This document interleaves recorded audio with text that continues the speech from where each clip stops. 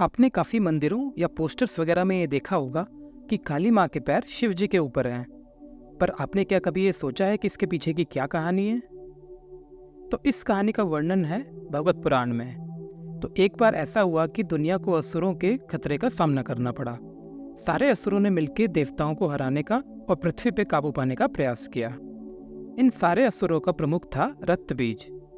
रक्तबीज ने कड़ी तपस्या करके भगवान ब्रह्मा से एक अनोखा वरदान प्राप्त किया था।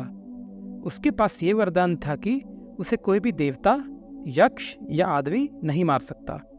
उसके पास ये भी वरदान था कि अगर उसके खून की एक भी बूंद जमीन पे गिरेगी तो उससे 1000 गुना ताकतवर रक्तबीज पैदा होगा और उसके पास भी यही वरदान होगा।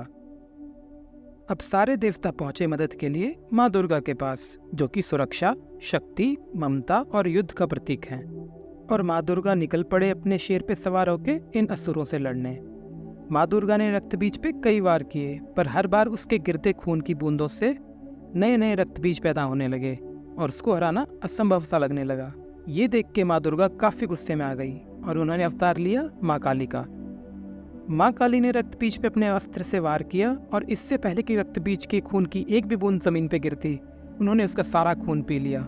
और इसी तरह उन्होंने एक एक करके सारे रक्तबीजों को और उसकी सेना का अंत किया।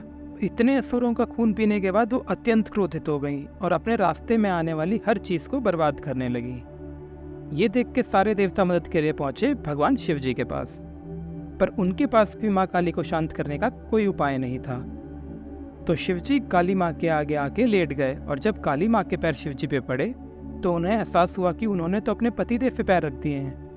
तो इससे वो शर्मिंदा हो गई और उनका गुस्सा शांत हो गया।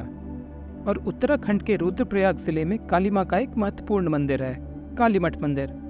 और ऐसा माना जाता है कि इसी जगह पे माँ काली ने रक्तबीज का अंत किया था।